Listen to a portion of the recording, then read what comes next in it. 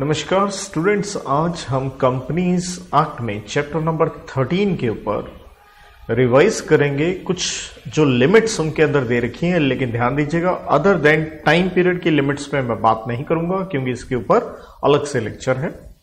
तो बाकी हम सारी लिमिट्स के ऊपर देखेंगे। चैप्टर नंबर 13 आप जानते ही हैं, हम डील करते हैं appointment and remuneration of managerial personnel, जो कि 3 होते हैं, मैनेजर, एमडी एंड तीसरा है whole time director. So obviously this chapter is from section number 196 से लेके 205 तक हम ये चैप्टर पढ़ते हैं। तो सबसे पहले 197 सब सेक्शन 1 में हम देखते हैं ओवरऑल मैनेजरियल रेम्यूनरेशन क्या होगा। तो ओवरऑल मैनेजरियल रेम्यूनरेशन सारे के सारे डायरेक्टर्स के साथ साथ मैनेजर का भी है, तो वो लिमिट भी आपको मालूम होगी 11% ऑफ प्रॉफिट्स जो इस साल के हैं, नेट प्रॉफिट्स। लेकिन अगर 11% से ज्यादा आप देना चाहते हैं, कोई टेंशन की बात नहीं है। 2 कंडीशंस का आपको कंप्लायंस करना है। एक, जनरल मीटिंग में रेजोल्यूशन पास करें, जिसका मतलब हो गया ऑर्डिनरी रेजोल्यूशन। दूसरा, आप स्केड्यूल नंबर 5 का क्या करें, कंप्लायंस करें। सेम सेक्शन हम पढ़ते हैं, अगर आपने मैनेजरियल रेम्यूनरेशन देना है मैनेजरियल पर्सोनल को, जो कि मैंने 3 बताए ये लोग, तो भैया उनके लिए फर्दर लिमिट्स क्या है। अगर सिर्फ ये एक ही मैनेजरियल पर्सोनल है, एमडी, डब्ल्यूटीडी या मैनेजर में से सिर्फ एक है, तो ज्यादा से ज्यादा आप रेम्यूनरेशन दे सकते हैं 5% ऑफ नेट प्रॉफिट। लेकिन अगर ये एक से ज्यादा है तो 5% की बजाय लिमिट हो जाएगी 10%। और अगर आप 5 या 10% को भी रेज करना चाहते हैं तो आपको जनरल मीटिंग में स्पेशल रेजोल्यूशन पास करना पड़ेगा। देयर आफ्टर हम बात करेंगे लिमिट सिर्फ डायरेक्टर्स से रिलेटेड, ओनली डायरेक्टर्स, लेकिन मैनेजरियल पर्सोनल नहीं हो, मतलब मैनेजिंग डायरेक्टर और डब्ल्यूटीडी की हम बात नहीं करेंगे, सिंपल डायरेक्टर्स की बात करेंगे, नॉन एग्जीक्यूटिव की बात करेंगे। तो कहता उनका रेम्यूनरेशन ज्यादा से ज्यादा 1% होगा नेट प्रॉफिट का। अगर कंपनी में क्या है, मैनेजरियल पर्सोनल भी है, लेकिन अगर कंपनी में मैनेजरियल पर्सोनल नहीं है तो इनकी लिमिट बढ़ के 1% से हो जाएगी 3% ऑफ नेट प्रॉफिट। और आप ये लिमिट 1 या 3% वाली बढ़ा सकते हैं क्या पास करते हुए, जनरल मीटिंग में स्पेशल रेजोल्यूशन। देयर आफ्टर इसी सेक्शन में रूल 4 के साथ हम पढ़ते हैं सिटिंग फीस, जो डायरेक्टर्स को हम देते हैं जो मीटिंग अटेंड करते हैं, चाहे वो बोर्ड मीटिंग हो या कोई भी कमेटी की मीटिंग्स हो। तो रेम्यूनरेशन डिसाइड कौन करेगा, बोर्ड ऑफ डायरेक्टर करेंगे। लेकिन ध्यान ये रहे, जितनी भी आप रेम्यूनरेशन डिसाइड करें, लेकिन ज्यादा से ज्यादा डायरेक्टर्स फीस या सिटिंग फीस एक मीटिंग की मैक्सिमम हो सकती है 1 लाख रुपया। और महिला डायरेक्टर और इंडिपेंडेंट डायरेक्टर में आप कोई भेदभाव नहीं करेंगे, उनको भी सिमिलर ही आप सिटिंग फीस देंगे। Then sub section 12 read with rule number 5 में आता है कि हमें डिस्क्लोजर देना होता है रेम्यूनरेशन का। अगर आप लिस्टेड कंपनी है, बोर्ड रिपोर्ट जो कि हम बनाते हैं सेक्शन नंबर 134 के अंदर, तो कहता आपने रेम्यूनरेशन डिस्क्लोज किसका करना है, टॉप 10 एम्प्लॉइज जो कंपनी के हैं, साथ में आपने उन कंपनीज का भी, उन एम्प्लॉइज का भी नाम बताना है जिनकी रेम्यूनरेशन, अगर वो पूरा साल एम्प्लॉयड है फाइनेंशियल ईयर और रेम्यूनरेशन बनती है 1 करोड़ 2 लाख रुपए, और महीने के हिसाब से लिमिट देखें तो 8.5 लाख रुपए। और तीसरा है, अगर वो रेम्यूनरेशन ड्रॉ कर रहे हैं, लेकिन वो किससे ज्यादा ड्रॉ कर रहे हैं, अगर कंपनी में कोई मैनेजरियल पर्सोनल है उससे ज्यादा ड्रॉ कर रहा है कोई एम्प्लॉय, एंड साथ में उसके पास कम से कम 2% इक्विटी शेयर्स हैं कंपनी के। और वो इक्विटी शेयर कैसे हैं, 3 तरह से मिला के, himself plus spouse plus dependent children के साथ। तो ऐसे एम्प्लॉइज से रिलेटेड हमें अपनी बोर्ड रिपोर्ट में क्या देना है, डिस्क्लोजर।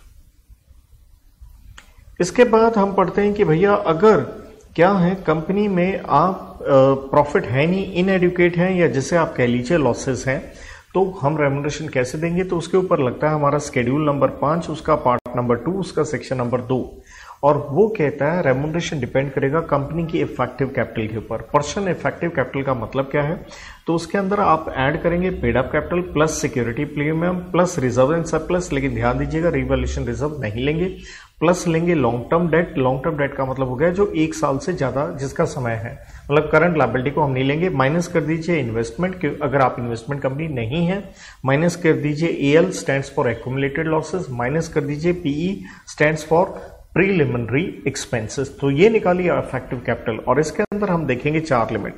पहली लिमिट आती है अगर इफेक्टिव कैपिटल नेगेटिव है या 5 करोड़ रुपए से कम है, तो रेम्यूनरेशन हम यहाँ बात करेंगे पर एनएम की। अगर आप दे रहे हैं एमपी को और दूसरी तरफ फिर है पर एनएम, लेकिन कौन से डायरेक्टर को? अदर डायरेक्टर, जिसका मतलब हो गया सिंपल भाषा में नॉन एग्जीक्यूटिव डायरेक्टर को।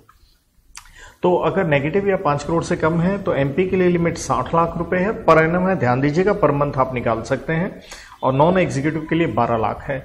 सेकंड हमारी लिमिट आती है इफेक्टिव कैपिटल। अगर आपकी है 5 crore and above but less than 100 crore, मतलब 5 से 100 करोड़ की लिमिट कह लीजिए, तो यहां पे है 84 लाख और इधर आता है 17 लाख रुपए। तीसरी है अगर आपकी इफेक्टिव कैपिटल है 100 करोड़ एंड अबव से लेके 250 करोड़ तक, तो आप देंगे 120 लाख रुपए और डायरेक्टर के लिए है 24 लाख। लेकिन अगर इफेक्टिव कैपिटल आपकी 250 करोड़ से ज्यादा है तो क्या करेंगे? ये ऊपर वाली सेम लिमिट ले लीजिए 120 लाख प्लस जितना इफेक्टिव कैपिटल 250 करोड़ से ज्यादा है उसका आप लेंगे 0.01%। और same way non executive director में ऊपर वाली लिमिट 24 लाख ले ली प्लस सेम वही लिमिट है 0.01% इफेक्टिव कैपिटल जो 250 करोड़ से ज्यादा है। लेकिन ये जितनी लिमिट्स हमने यहाँ पे बात की है, इससे भी अगर आप ज्यादा देना चाहें तो आप ये लिमिट्स इंक्रीज कर सकते हैं। इंक्रीज का साइन है, उसके लिए आपको पास करना पड़ेगा स्पेशल रेजोल्यूशन जनरल मीटिंग के अंदर। इसके बाद इसी शेड्यूल नंबर 5 के सेक्शन 4 में हम पढ़ते हैं कि कौन कौन से पर्क्स को हम मैनेजरियल रेम्यूनरेशन का हिस्सा नहीं लेंगे। तो प्रोविडेंट फंड कह लीजिए, एन्युटी फंड वगैरह, ग्रेच्युटी, लीव इनकैशमेंट को हम, ये जो पर्क्स हैं इनको हम रेम्यूनरेशन का हिस्सा नहीं लेंगे। साथ में अगर आप एक्सपेट्रिएट मैनेजरियल पर्सोनल हैं, हिंदुस्तान के बाहर काम कर रहे हैं, ऑब्वियसली इंक्लूडिंग एनआरआई, तो हमने एक उनका चिल्ड्रन एजुकेशन अलाउंस पढ़ने के लिए, चाहे हिंदुस्तान में या हिंदुस्तान के बाहर, 2 बच्चों के लिए अलाउड होता है और ये लेते हैं 12,000 रुपए महीने के हिसाब से पर चाइल्ड, और actual expenditure which ever is less, दोनों में से जो लेस है उसको हम रेम्यूनरेशन का हिस्सा नहीं लेंगे। Number 2 holiday passage, number 3 leave travel concession को भी हम मैनेजरियल रेम्यूनरेशन का हिस्सा नहीं लेंगे। 202 में पढ़ते हैं अगर निकाल दिया गया है मैनेजरियल पर्सोनल को तो उनके लिए compensation for loss of office, उसका फॉर्मूला रहता है average remuneration multiplied with period. Average remuneration कैसे निकालेंगे? पिछले 3 साल का रेम्यूनरेशन, पिछले 3 साल का मतलब फाइनेंशियल ईयर नहीं है, एग्जैक्टली जिस दिन आपने कंपनी छोड़ी उससे पिछले 3 साल। लेकिन अगर आपने 3 साल काम ही नहीं किया, 2 साल किया, तो 2 साल का एवरेज रेम्यूनरेशन आप ले लीजिए। मल्टीप्लाई करेंगे पीरियड, पीरियड का मतलब है जितना आपका समय रह गया था नौकरी का, अनएक्सपायर्ड पोर्शन, लेकिन मैक्सिमम कह लीजिए 3 साल, तो और 3 साल which ever is shorter. 203 subsection 1 rule number 8 रेडविद में हम पढ़ते हैं होल टाइम केएमपी के बारे में। तो ये लिस्टेड कंपनी में चाहिए। नंबर 2 अनलिस्टेड पब्लिक कंपनी में चाहिए, प्रोवाइडेड अगर पेड अप कैपिटल होती है आपकी 10 करोड़ कम से कम।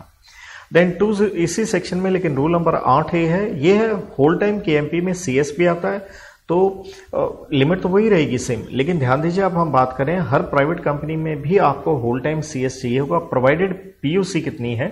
10 करोड़ है। तो मतलब सीएस से रिलेटेड यहां पे हम इसमें रूल 8A में बात कर रहे हैं। 203 सबसेक्शन 3 में ही हम देखते हैं कि भैया मल्टीपल पोस्ट, जिसे हम कहते हैं चेयरपर्सन कम एमडी, ये वो multiple post in different companies, तो पब्लिक कंपनी से रिलेटेड हम कहते हैं कि एप्लीकेबिलिटी नहीं होगा, कोई टेंशन की बात नहीं है, आप ये मल्टीपल पोस्ट दे सकते हैं। प्रोवाइडेड पब्लिक कंपनी की पेड अप कैपिटल जो है वो कम से कम 100 करोड़ हो, एंड ध्यान दीजिएगा वर्ड एंड है, एंड टी टर्नओवर कम से कम होनी चाहिए 1000 करोड़, एंड आप क्या कर रहे हैं? मल्टीपल बिजनेस कंपनी कर रही है और उसका क्या है? मल्टीपल सीईओ है फॉर ईच बिजनेस के लिए, तो आपको कोई टेंशन की बात नहीं है। 204 सबसेक्शन 1 रूल नंबर 9 के साथ रेडविद हम पढ़ते हैं सेक्रेटेरियल ऑडिट एक करवाना है हर लिस्टेड कंपनी को। नंबर 2 अनलिस्टेड पब्लिक कंपनी को करवाना है। उन अगर 2 में से कोई भी लिमिट लगती है, या तो आपकी 50 करोड़ की पीयूसी है या आपकी 250 करोड़ की कम से कम टर्नओवर है। साथ में एक और लिमिट है एवरी कंपनी, जिसका मतलब है यहाँ पे प्राइवेट कंपनी भी हो सकती है। अगर आपके आउटस्टैंडिंग लोन किससे? बैंक से या पब्लिक फाइनेंशियल इंस्टीट्यूशन से कम कितने रुपए के हैं? 100 करोड़ रुपए के हैं। तो आई होप सो एग्जाम से पहले रिवीजन करते समय इस तरह के चार्ट से आपको कुछ यूटिलिटी मिल पाए। So I wish you all the best. Thank you.